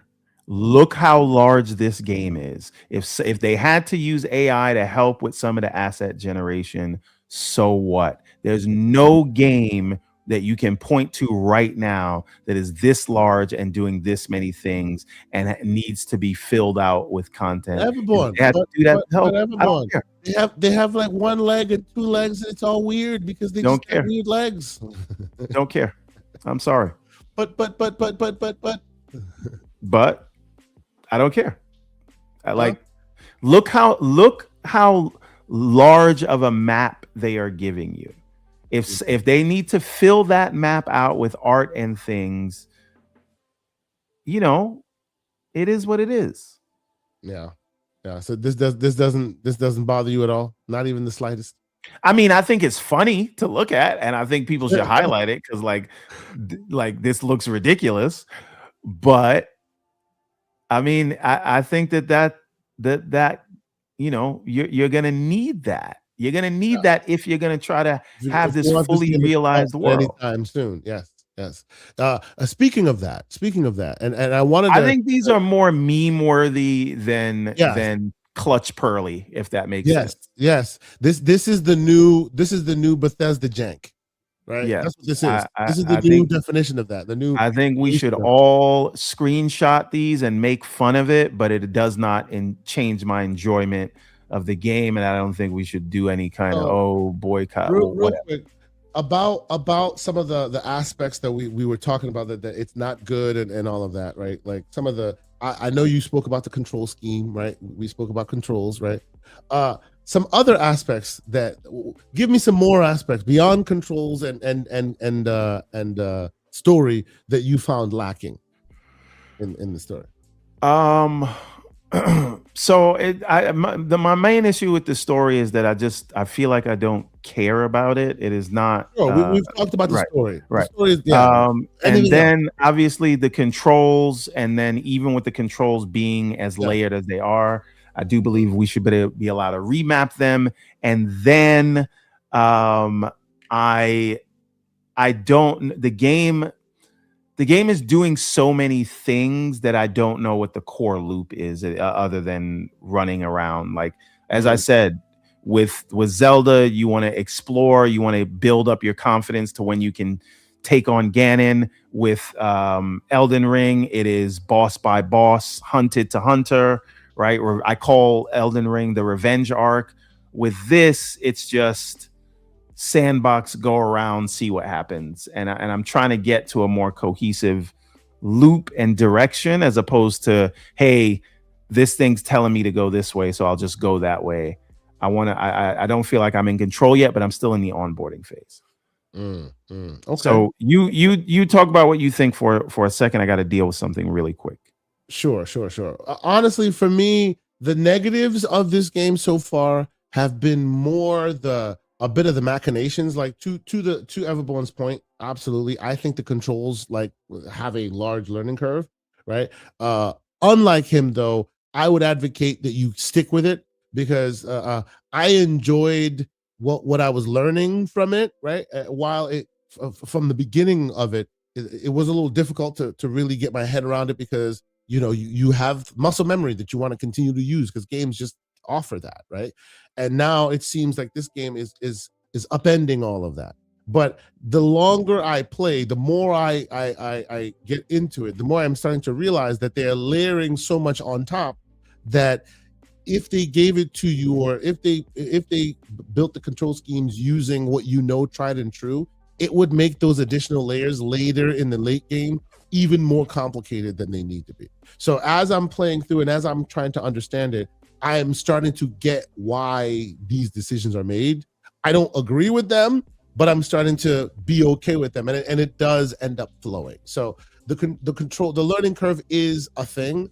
The idea that they give you just enough, but not all the way there instructions is also a thing that I've noticed that some people are complaining about, where like they'll drop you into the world and you don't know who are your enemies, you don't know who are your friends, you don't know any of those logistics, right? And you have to figure that out. But to me, I'm an old school gamer, so I'm okay with figuring that out. Some people want that guided experience, and it may not be for them when it comes to that. There is no reason that you should be jumping with the X button. I'm sorry.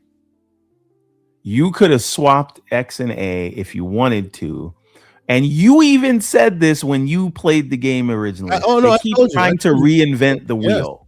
Yes, I said so like this is not like people are not pulling this out of nowhere. This is not new, no doubt. This is not new. Some of these things are unnecessary. Original.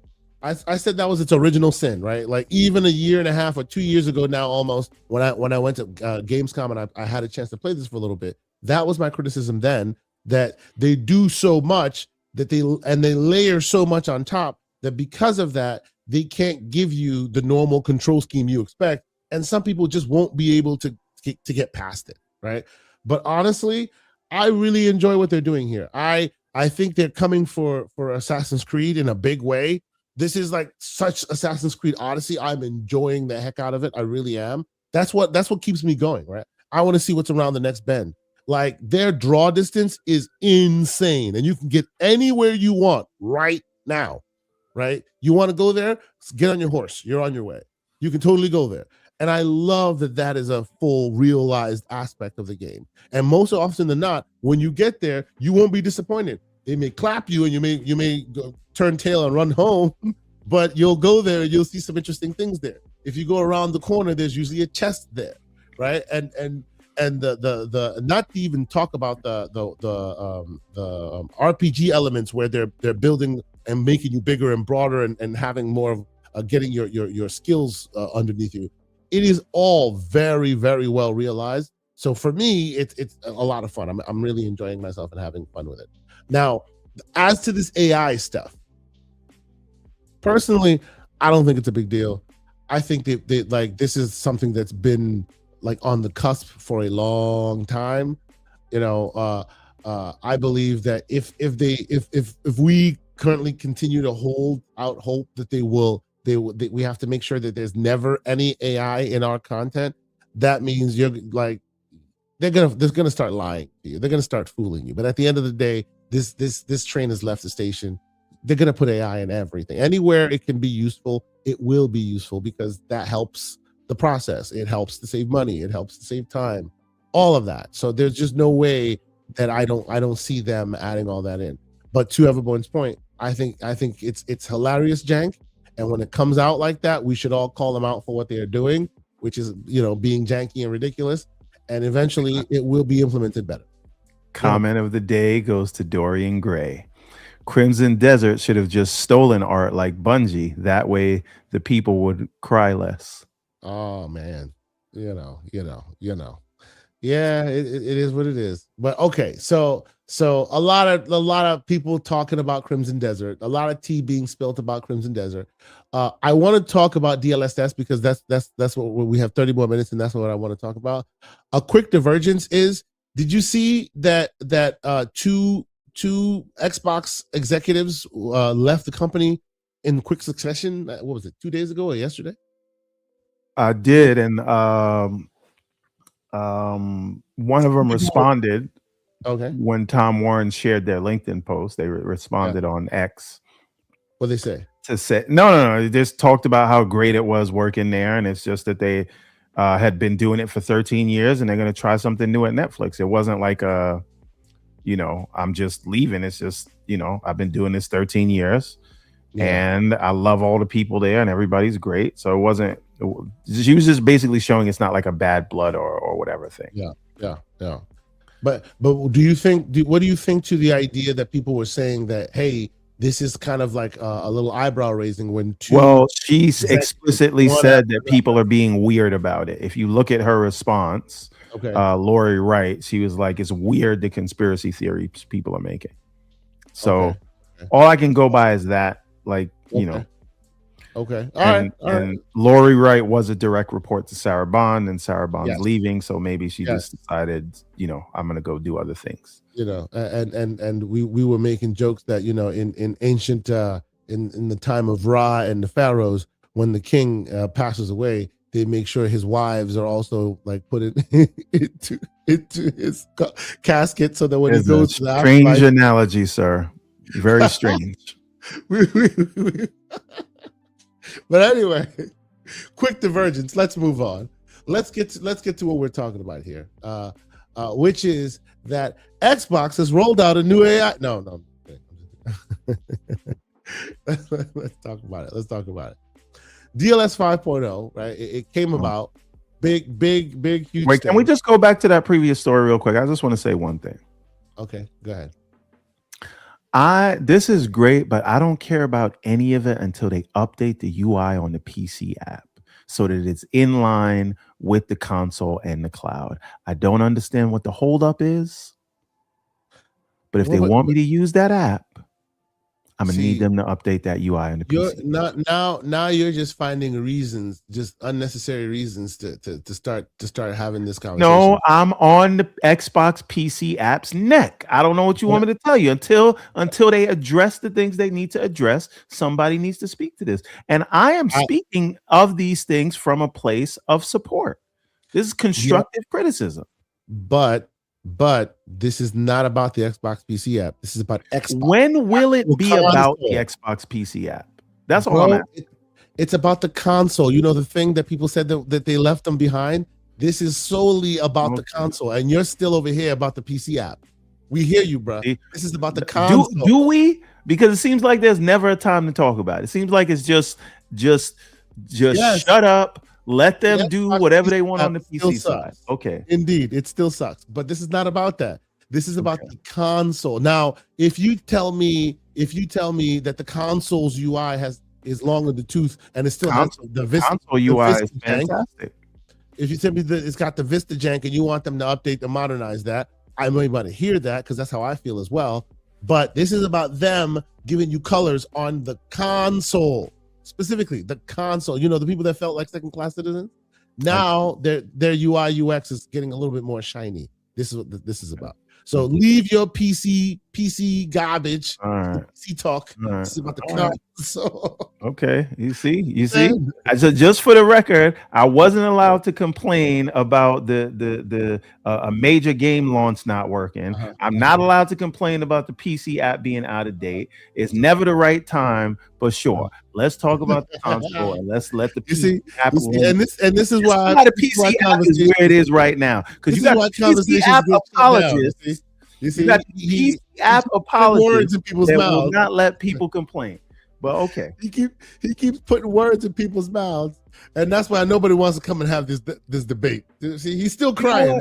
Yes, I am crying about the Xbox PC app. Somebody needs to shed a tear. I'm about to pour out some alcohol on the ground. Oh my god! Anyway, forget it. Anyway, get it. So let's get back to it. Which is DLSS 5.0. Right. We'll start this from the top, right? Because there's a lot has happened and more is still happening. A lot has happened. It started like early in the week. Where NVIDIA came out, showed what they showed. Really cool, interesting demo they showed. Very, very thought-provoking. A lot of people had thoughts, right? Some people jumped out the window with a lot of hate and a lot of gloom and doom. Others were just like, oh my God, this is the greatest thing since sliced bread, right? There was just a lot of that, a lot of back and forth. And then the conversation turned to how are they doing this? What are they doing? And initially, NVIDIA was very much in the direction of, hey, we're just modernizing lighting. That's what we're doing here, right? Everyone, please, like, correct me if I'm mistaken in any of my assertions here. Their initial take was, we're just modernizing lighting. This is just advanced lighting that we're instituting on existing. So we're not making any other edits, nothing beyond just modernizing lighting, and it's a feature that DLSS will implement on a case by case based on what the developer like puts on. So this is the developer rendered, developer instituted and implemented. This is just modernized lighting. That's what the initial take was. Go ahead. There was a lot of fog of war information, and I don't think either NVIDIA marketing, Jensen, or Digital Foundry did anybody any favors, right? So initially, when this came out, people tried to say, "Oh, it's a yassify." No, stop. Now you're gonna go all the way down. No, we're starting from the top. Now you're going to the 30 feet. No, give me a minute. We'll get there. We'll get there. All right, I'll let you come in and then you tell me when I can. Yes, because you're gonna start boxing. I don't need you to box. No, I'm not gonna box. Like, you don't want me to say anything, so you go ahead and explain it the way you want, and then tell me when I can. I want you to give us the preamble from the top, not necessarily people's fighting back and forth and why people hate it yet. Once again. Let everyone cook. Okay. I'm gonna let everyone cook. Cook. Go ahead. Are you? Let you cook. I'm being told to let you cook. So go ahead and cook. All right. So because I was told I was the one shutting down conversation, and then I start talking, and here we go. So anyway, I think in the beginning, when we first saw this, some people thought it was just a plain filter, but NVIDIA and Digital Foundry said that no, this is not a filter. They are not changing any assets. They are taking motion vectors. They're taking geometry. They're taking all those things, and they're simulating lighting on the models themselves, right? That is what was officially said from NVIDIA. That is what was said by Digital Foundry, who had the video up that caused all of this controversy. People looked at it and said, no, it's a filter, right? So you had that back and forth from the beginning. And then a moment. Sure. I personally don't think it's just that simple, whether it's a filter or not a filter. It's what that meant, right? Like from what I understood, and I came in late to the convo, so a lot of this back and forth, even in our Discord, happened without me. But from what I gathered, as far as the back and forth of it, was that, is it just advanced lighting being driven by AI, or are they interpreting something and adding it on top, right, of what's already there? And those who thought it was no big deal thought that, oh, they're just using AI to advance the lighting, and those that were against it were saying, no, they were using AI like a filter, and filters being used pejorative because basically where you find that is on Instagram and all that. But the filter talk was more about their AI is scanning the image and then adding things that don't exist on top. That's the crux of it, at least from what I was understanding. But continue. And this is NVIDIA's official back and forth. So then what we found out later is that what's happening is the tech is taking the rendered flat 2D image plus motion vector data and then generating an approximation of what they think realistic lighting would be. Now, it is important to point out that they're showing you games that were not designed with this tech in mind. It is also important. One thing, you should also understand, it's not just lighting. Like the latest conversation about it, like because you said that they're adding a lighting on top. It's not just lighting. That's the latest. No, I understand that. What I am saying is, so they're taking the flat image, they're taking the 2D image plus motion vector data, and then they are kind of reconstructing that image, that flat image. But what's happening there is, the AI is interpreting what it sees, right? Yes. And the difference here is that interpretation is consistent frame to frame. Generally, what we think of with generative AI, once you do the inference, it is doing a new thing every time, and you don't get consistency, right? Right. So this can take every frame that whatever they've done, it is consistent. Now, the other important part to note is that the artists who are creating this, there are weights that they can add to the model, right? And to real quick, so that people understand what you mean when you say weights. What think of Lightroom sliders, right? So higher, lower, 0 to 100, right? They can go and mess with sliders to intensify certain aspects, and that's what came out in the later side of it. There's specific sliders for skin, environmental, hair. They've isolated certain aspects, and you can slide those up and down for more intensity. Please continue. Right. So presumably, and if you're watching there's not just Resident Evil and Starfield. There's another demo that they created with this in mind from the outset, and that one actually has the best results. Okay, right. So and so find that, if you can point me, is that it's in the it should be in this video in the announcement trailer. If once I see the game, it's called the Zora demo, right? So if you let this play out, if you scroll through it, you're going to see like a fantasy setting. So this is just IGN's one. Okay, I understand. All right. So if you go to I'll find the Zora. I'm going to find the Zora demo. I'm going to find the Zora demo. I'm going to find it. All right. So I have it right here. So continue. Yeah, go ahead. So what annoyed me with this conversation is there was a lot of nuance taken out of it on both sides of it, right? So on the one side, you've got the people that are AI bad, and they have moved the like AI bad, so they just don't like it, and it doesn't matter what it was doing, right? And that got annoying to a lot of people because they could look at is this the new one? Are you looking at the date on this? This one says Zora, a new era of rendering. Right, but what's the date? Because if this is if Zora is just a scene they made to show, this could be the frame gen thing. And this could have been when the 450 series was launched. So you got to look. This was January 7th, 2025. Okay, so that's from a year ago. They took this scene and this demo and they added DLSS 5 to it. So if you look at the newer one, which was on, I found that. I'll find that right now. Hold on. Right. All right. So again, a lot of it is just, okay, right here, right?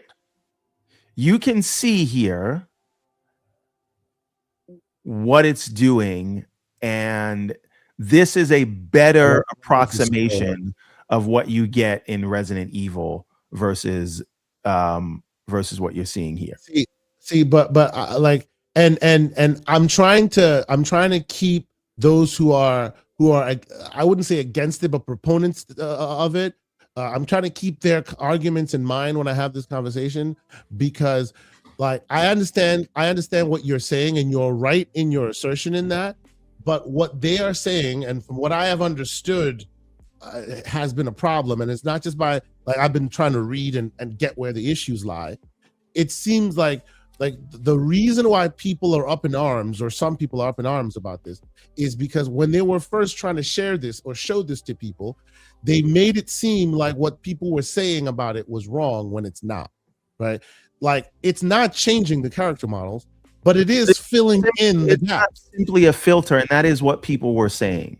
No. Right? But I think that filter conversation, like it minimizes the overall concern here, right? Oh, is it a filter? Is it not a filter? It's a shorthand for a bigger conversation that I think we're not having, which is people don't like that AI is filling in the gaps here. They don't like that it's generating what it thinks would be better for the image, and it's not just lighting. It is filling in beard, filling in certain aspects that make it look better, and they don't like that. Me, myself, and I think, like, depending on how it's used, some of it looks cool as hell. Like, I think it is excellent, super interesting tech, and as it matures, it will, like, get better and better. I think what they did with Starfield looks super amazing. I'm interested to see that, right? In other aspects, it goes a little heavy-handed, right? But I feel like just the fundamentals of it being able to use AI to interpret the scene and give you like what it thinks is better is what people seem to be fighting against. So again, right? This is not something amazing. Right. So this is, I think this is part of the issue. You have people that will look at this scene or look at Starfield, and because they've planted the flag that this is bad, they will tell you then that this doesn't look better or Starfield doesn't look better. So it's like, don't believe your lying eyes.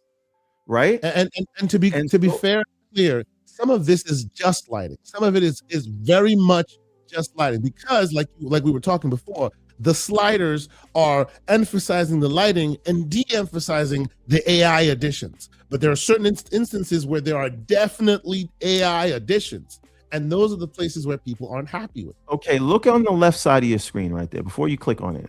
This one? If you're gonna tell me the image on the right does not look better, I cannot have a conversation with you. Yeah, this is DLSS off and on, right? So like it is just genuinely better. It is I think it's better, right? I think so. And again, remember how this is going to be implemented, right? Whoever's making these games, they're gonna turn this feature on. They're gonna mess around with the weights. They're gonna mess around with the color grading. They're gonna say, I don't want it applied to this. I do want it applied to that, right? So there is one part of Everborn that I will argue with you on a little bit, because when we were having a lot of this back and forth, people were using shorthand like, is this auto SR, in that it can be applied with no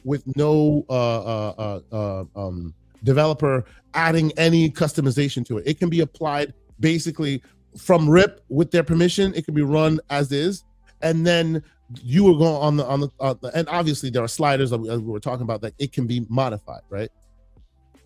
A long story short, it actually has turned out to be auto SR, right? Yes, there are sliders. Yes, weights are applied, and developers are encouraged to but then it's not auto SR. But you can also, like, when it's applied, it is applied like auto SR, just like auto SR, meaning if you don't have your own implementation, it gives its own amalgamation. No, you don't have that. You don't have any documentation saying that. There's nothing anywhere that has said that. When the latest, that's not what they said. That's not what they said. They said that it is applied, the filter is applied, right? The layer is applied, and then the developer is encouraged to modify. So when it's applied, it does apply what it thinks is cromulent. Okay, I need you to show me where it says that, because the developers need to implement this. So it's as it has been understood, and again, a lot of back and forth. It seems to me it's post processing, right? So it does not require developer intervention. See, this is what I'm talking about, right? We're saying no, it's not. That's not what's happening, right? And because people want to prove some weird initial point, that we just say things that are not backed up by any evidence. So show me where it says the developer has no input, or we're not saying they have no input. So then it's not auto SR. If the developer has input, it is not auto SR. Well, but remember, auto SR also gave developer input. Show me where it says that this can just be turned on without any developer consent, without any developer involvement. Well, If the developer doesn't have to, I know we're in the middle of a conversation, but Homeboy's eyes is wild. Did you just see that? That was just like, holy crap. Like both with DLSS on or off. I'm like, bro, fix that man's eyeballs. What are we doing here? I'm sorry. I will find you more documentation because like and as I said, I'm learning more. A lot is coming out as all of this is developing, right? And it went from no, it's not at all to yes, it is kinda. Right, and there's a lot in the middle. We also went from it's a fully filter to it's going to make people lose jobs to it's racist tech, right? So there's a lot of goalposts moving on both sides. Since we're representing these arguments, you just did the same thing. Don't come at me because you went to where the goalposts move for the other side. I'm just giving look. All I'm saying is you and I agree that this is cool tech, right? And I don't want it to just be a circle jerk, if you will, of, oh yeah, this is great. This is going to turn out to be like, I want to geek out. I think this is really interesting. I think it does a lot more for terrain. Like, I think terrain is where everyone can just agree because it, like, I have not seen any terrain that anyone can look at and go, nah, this is not as good as what it was before, right? Like, I think terrain is where it really, really, really like elevates the scene, right? But I do see where people are talking about where sometimes when AI is applied too much, it can, it can cause some things in people because, AI is a dirty word and they're triggered by it or whatever. I don't necessarily agree with that, right? But because this argument, this whole conversation started in the, oh no, it's just lighting, right? It kind of poisoned the well because it was never just lighting. So because people think that I just want to highlight a super chat. Yeah, please go ahead. Shout out to Lucius Augustus. He and I have been vigorously debating this. He was asked to come on, but he chose not to for reasons. All right, so this is where that's coming from. I didn't pull racist tech out of nowhere. So Lucius Augustus said, what happens when DLSS 5 makes my black created character into Sammy Sosa post-bleaching cream, generative AI, that's approximating a face. So that's where that came from. And we might as well do BT Mavericks also. I have a curious questions. Do you guys think DLSS 5 would be able to work offline, or is it consistently streaming in regenerative assets filter? No, it is all happening locally on your it's offline. It is offline. And again, if you're looking at some of these things, right, if you're looking at the videos of some of these things, and I will take off the screen. Like, I agree with you that now he says that Sammy Sosa thing was obviously a joke, and if I repeat that, he's going to tell me I'm misrepresenting it. I can't. I am not allowed to quote people when I debate them. I understand, but let's go. Where I agree is that people seem to stop believing their lying eyes. Like, you cannot look at some of these things and go, oh, it's not better. Like, it's demonstrably better, right? I know some people may have a feeling like towards, like, for example, the Hogwarts Legacy stuff, right? Some people don't like it because obviously Hogwarts Legacy is going for more a stylized look, and this kind of perverts that stylized look to an even more degree. I still think it's super interesting looking. Like, I think it's such an and to the point that was initially made about lighting, all the creases and all that are there. It just accentuates them to a larger degree, making an old lady look even old, right? And I get it. Some people may say that it may not be the original vision, right?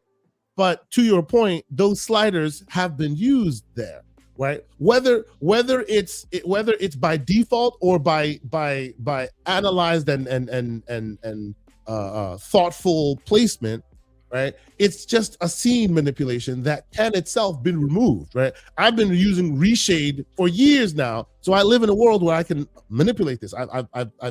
We've talked about on old shows showing you Halo running through, like, ray traced and this and that and all this shadows everywhere because this exists. Whether you like it from a taste perspective or not, I think it should be allowed to exist, and I do feel that's where the conversation breaks down. Where I feel like some people just feel like this is bad and it shouldn't be allowed to exist. Mr. Everyone's side. So, and we can end on a point where we agree, right? Which is, it is one thing to critique the intricacies of each iteration or each demo image that they're showing you, but it is also important to understand that these are demos where they're trying to maximize to show you the possibility. Number one, the images with DLSS off have nothing on. They don't have current DLSS 4.5 learning on, right? They don't have path tracing, any of that on. They're just showing you the raw image at its lowest res prop, right? And then they're showing you max. If you turn on your upscaling right now, you're going to get halfway there. You're going to get a much more detailed image. And so they wanted to show you how stark the difference is. And this tech is also not fully out yet. And I hate to break it to you, if you're rushing out to buy a 5090 right now, it took two 5090s to run this demo. They say it's running on one in their labs. This won't be out till later this year. And this probably won't be fully realized until you can get a 60 series card. Yeah. And so for anyone who wants to know, real quick, just for everyone to crystallize that point, just like when ray tracing showed up for the first time on a graphics card, people were so enthralled with it. That was the 20 series card, and it ran like dog water. No one actually turned ray tracing on ever. It was a tech demo for the future 30 series cards, which would actually use it properly, right? So like this, based on everything we're seeing here, and I've seen people talking about it and rumor and speculation, is that it looks like they released this video out quickly to counteract what potentially will be AMD's variant with neural rendering, and Microsoft talking about it in the summer and all this. They are also talking neural render, right? And obviously they will show theirs in June, purportedly when more comes out about Helix or whatever. So this might be. I bet you they won't use the term generative anything when they show it. So but it might be NVIDIA trying to jump the shark real quick to make sure that theirs is out there, so people know, hey, we're working on something as well, and this is super cool. So right. So if we want to have an actual nuanced conversation about this, then we're going to talk about how the tech works. We're going to talk about where it looks good and where it doesn't. If we're just going to come out and say AI slop bad, then we're not really having a nuanced conversation. And I feel like that's where a lot of this is going. And again, this is a work in progress issue. This is not staying, like, look where DLSS 1 was, or ray tracing the first time they showed it, where it started to where it is today. The tech will get better. The tech will get closer approximations. The tech will help get us, and again, not every game needs photorealism. And this is not an all or nothing thing. Sometimes it'll be good, and other times it won't make sense. It probably won't make sense at all on a cell shaded game. Right? Yeah, I would love to see what it does to those kinds of games. It's a case by case thing, and people are taking it as showed in an unfinished work in progress demo and then applying it to the whole thing, how it will always be forever and always. And that's not having a nuanced conversation. So no, I don't hate it. I don't love it, but I also have eyes, and I can say, hey, I think it looks better here. I think it looks better there. Let's talk about the tech. I think it's interesting tech. And in some cases, it will help games. And I think it vastly improves the final image quality of Starfield in the demo. And I'd like to see more things like that. I agree. I agree that it does like influence games in an interesting and sometimes great way. Terrain, I don't think anyone can open their mouths and say, nah, the terrain looks worse now because of that application, right? Anyone can't say, no one can say that. But where I agree with the naysayers, right? Where I agree with this is because there are a lot of people. Yeah, exactly. Where I agree with the people is we already know where this is going. We already know why NVIDIA is lying, right? Or being a little less than forthcoming with how this is logistically working. And if you start from that with that foot, you're basically starting from no one's going to trust you, right? Just like you said, we were having a conversation a few minutes ago about the whole situation about people don't trust the Xbox store anymore. NVIDIA starting this conversation in this way, right? Telling people that no, it's not what you think it is, when it in fact was what you thought it was, kind of burying the lead, got us off on the wrong foot, and that's where it is. But unfortunately, we can't continue the conversation any further. We are at the end of our time. All my fault. I got to run. I'm already getting the dirty looks. It's an hour. But real quick, before we go, Silent Cypher. And by the way, Silent Cypher, you need to join the Discord, bro. You would love our conversations in the Discord. $2 super chat. He says, wait, where do I get that IGN 7 shirt? I need one. Sir, reach out to us. If you're coming out in June, IGN does what is called IGN Live. And you go there. It's almost like a mini E3. You can buy tchotchkes and all this other stuff. They have IGN. Last year, anyway, they had the IGN 7 shirt there. Of course, we already read this. Lucius with a $5 super chat says, what happens when DLSS 5 makes black character I created into Sammy Sosa post bleaching cream generative AI that's approximating a face? Hey, it is what it is. These are the boots that are continuing to stay on people's necks. Yeah, we already did. We already did these. And we did this one as well. One last one. And then from Soil. The great Soil Tech asking us to please share, subscribe, and it was created by AI. Thank you very much. So I know you want more of a longer show from us. I know this conversation could go on, and we want it to go on. Join us in that Discord. It is discord.gg/The Gaming Circle Podcast. That is TGCP. Join us there. We will continue this conversation. Most likely, we will continue it with more adult words. It is what it is. Also, we are continuing to play them games. I'm sure there's going to be a lot more talk on Crimson Desert as we play, because I'm about to get off here right now and go continue playing Crimson Desert. But that's it. Everborn Saga, sir. Besides finding you getting a deep tissue massage with wifey, what else can we keep? Listen, if we don't hit them credits, ain't gonna be no massage. But in the Discord, as usual, and of course, I Love Coffee just dropped a tenner just because he just wanted to. Shout out to Coffee. Thank you, sir. Appreciate you, bro. We'll see y'all in the Discord. I hope y'all join us there. It's been fun. It's been cool. Keep it gaming, guys. Peace. Nice to be in orbit.